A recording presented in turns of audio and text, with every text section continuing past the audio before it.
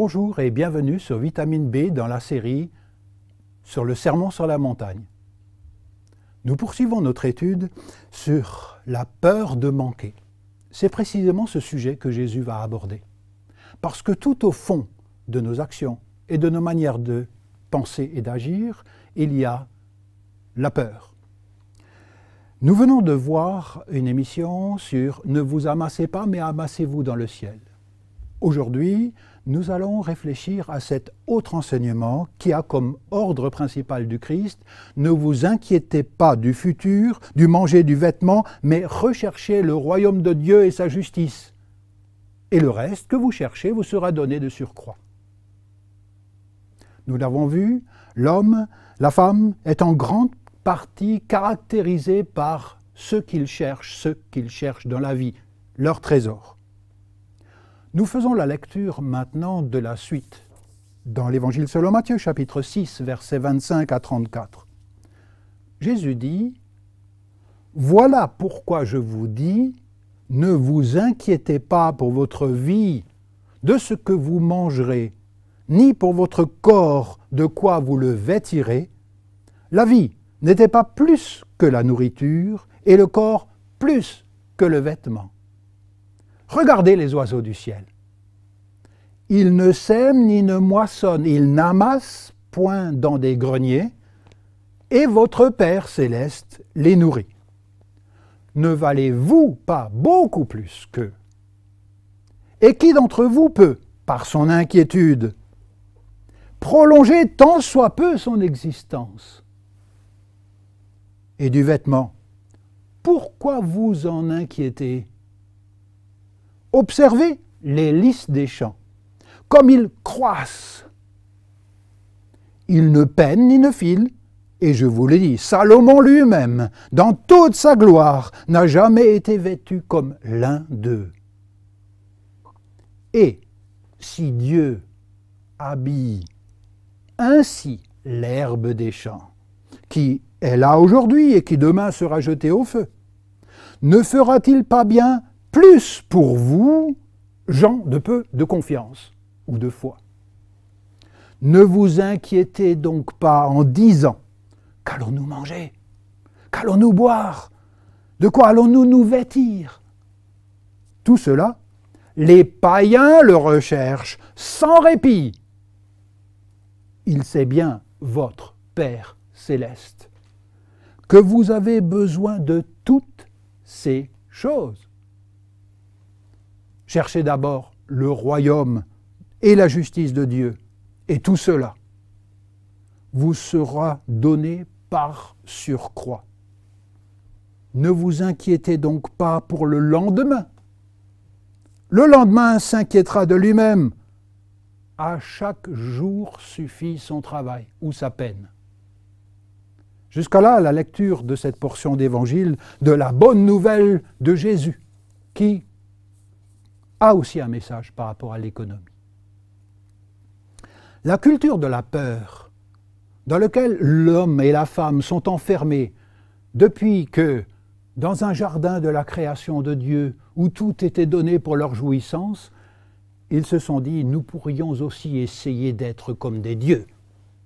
Cette culture de la peur, de la méfiance, où chacun se défend pour lui-même, se trouve déjà décrite dans le livre de la Genèse au premier et au second chapitre.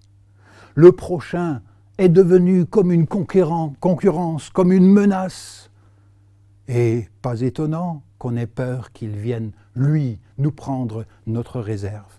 Cette culture de la peur, Jésus l'aborde en plein fouet, de plein fouet dans ce qu'il appelle la spiritualité du royaume. Et si on ne prend pas garde de cette spiritualité, il sera impossible de mettre la justice du royaume en œuvre. Ce qu'il nous a enseigné au chapitre 5 et qu'il enseigne encore à la fin du chapitre 6e que nous étudions.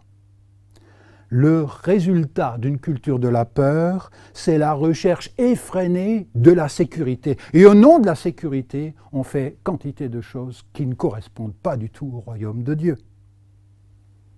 Le résultat, c'est cette recherche déplacée de sécurité. L'amour du plus grand nombre se refroidit quand on se trompe et qu'on investit dans sa sécurité. Également, dans l'église de Laodicée, dans Apocalypse chapitre 3, verset 16, c'est ceci qui est en jeu lorsqu'il est dit qu'ils ont perdu leur première qualité d'amour. C'est que la recherche effrénée d'une sécurité pour soi et non plus d'une sécurité reçue de Dieu altère simplement les actes d'amour. C'est vrai dans toute société, c'est aussi vrai dans les églises et dans les familles. L'anxiété. Ne vous inquiétez pas. L'anxiété, c'est une peur qui peut être légitime, mais qui peut aussi devenir illégitime. La peur de manquer. La peur de manquer est un doute sur le fait que Dieu lui-même est notre sécurité, que Dieu lui-même pourvoit. Le Seigneur pourvoira. C'est la grande leçon qu'Israël a dû essayer d'apprendre au courant de ses pérégrinations et après la sortie de l'esclavage égyptien. L'inquiétude, pourquoi? Est-ce que demain, j'aurai encore à manger? Or, Jésus va terminer son enseignement en disant « À chaque jour suffit son travail ». Est-ce que demain, j'aurai encore à boire? Est-ce que demain, je serai encore habillé convenablement? Et peut-être mieux que convenablement si ça va. Il s'agit donc d'une anxiété par rapport au lendemain. À l'époque, les ouvriers étaient payés comme des journaliers. On oublie que, particulièrement ceux qui touchent leur chèque à la fin du mois, que c'est une autre manière de fonctionner. Mais la logique reste pareille. Est-ce que le mois prochain, j'aurai encore mon chèque et ma sécurité?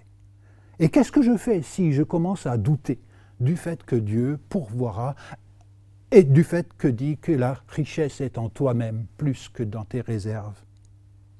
Par 3 fois, dans ce passage, Jésus nous dit « Ne vous inquiétez pas ». S'il le dit par 3 fois, c'est que véritablement cette leçon, nous avons besoin de l'entendre. L'inquiétude, c'est se faire du souci pour les possibilités qui se présenteront. C'est pas sûr qu'elles se présenteront, mais on se fait du souci comme si elles allaient advenir. Et les gens sont dans leurs soucis.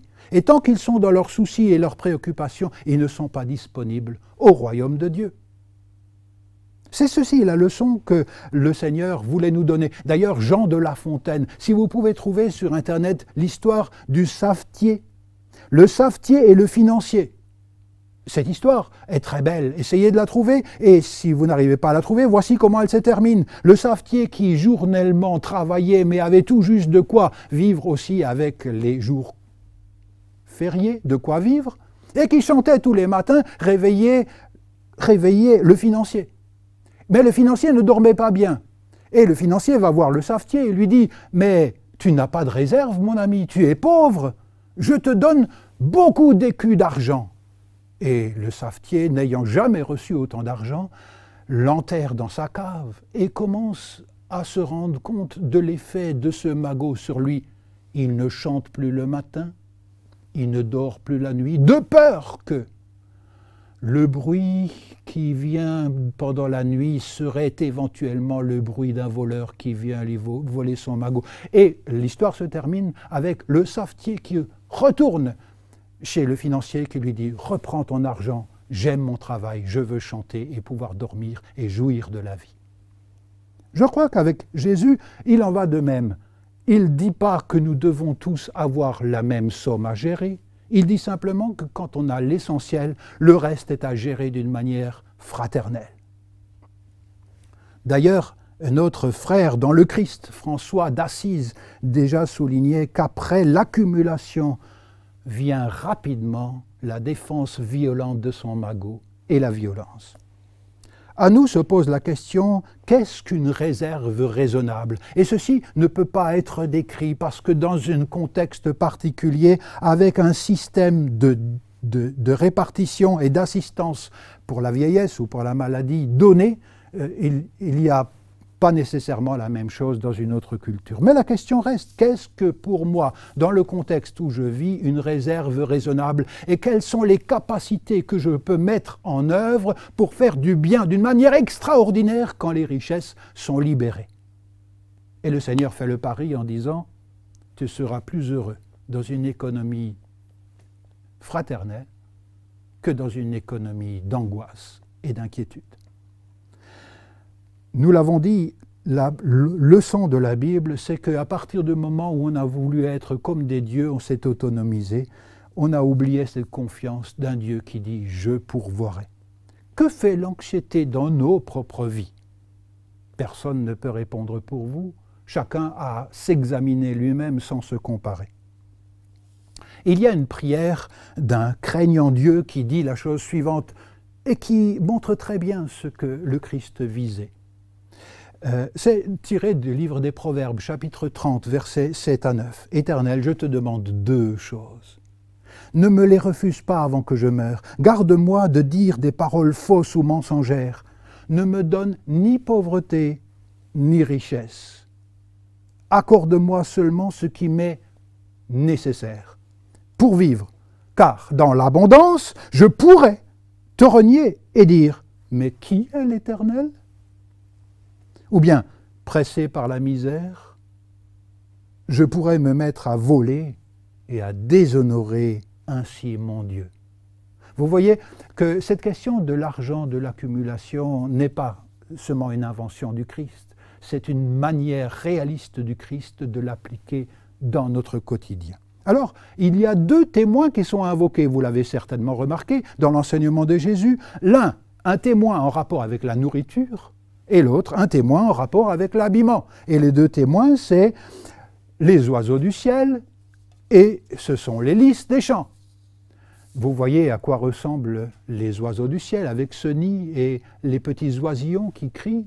Les oiseaux du ciel s'affairent gentiment. Regardez, ils ne sont pas oisifs. Ils vont chercher ce qu'il faut pour nourrir eux-mêmes et aussi leurs oisillons. Et les lys des champs, eux-mêmes, sont un exemple du fait que quand elles croissent, elles deviennent ce qu'il y a de plus prestigieux et beau au monde, au-delà même du prestige des rois les plus glorieux qui aient existé à l'époque-là, le roi Salomon. Les leçons d'une nature qui n'est pas muette sont les leçons que nous donne le Christ, les oiseaux et les lys. Les oiseaux parlent de la nourriture, ils témoignent de la providence divine, mais nous l'avons dit, ils s'affairent gentiment. Ça ne veut pas dire que Jésus ne veut pas que nous semions, ce que les oiseaux ne font pas. Les lys parlent de la beauté et de l'éclat du vêtement. Regardez comme ils croissent, c'est-à-dire Dieu fournit ce qu'il est de plus beau. Et Dieu sait prendre soin du moindre, c'est-à-dire les oiseaux et les lys. À combien plus forte raison pour vous, dit le Christ, Dieu a souci de pourvoir aux soins nécessaires. Donc, nous l'avons dit, ces images sont une image de la providence de Dieu. Ce ne sont pas des images qui encouragent à la paresse humaine. À chaque jour suffit son travail ne veut pas dire que ça se passe sans le mal du travail ou sans le bien du travail. Mais cette leçon de confiance est indispensable pour gérer l'anxiété.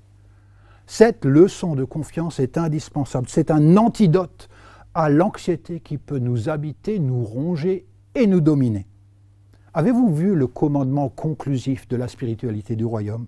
Cherchez d'abord et ensuite. S'il y a un d'abord, il y a un ensuite. Cherchez d'abord le royaume, c'est-à-dire le lieu où le Christ est obéi. Nous l'avons vu dans Matthieu chapitre 6.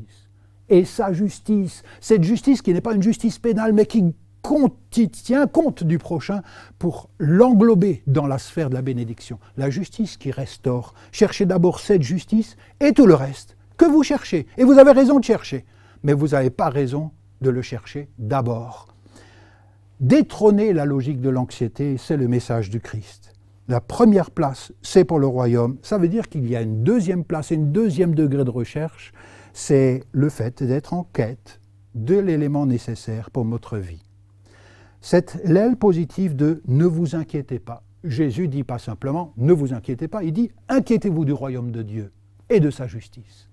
Et le reste sera pourvu d'une manière surprenante par Dieu. Et on pourra même, alors, je pèse mes mots, rigoler de ce que nous n'avons pas. Alors Seigneur, éveille en nous le désir que tu sois, que tu restes, toi, avec ton projet de communion, ce qui nous est le plus cher dans la vie. Merci pour votre attention et à la fois prochaine avec des considérations de Jésus pour ceux qui veulent mettre au sérieux l'enseignement du Christ. Matthieu chapitre 7.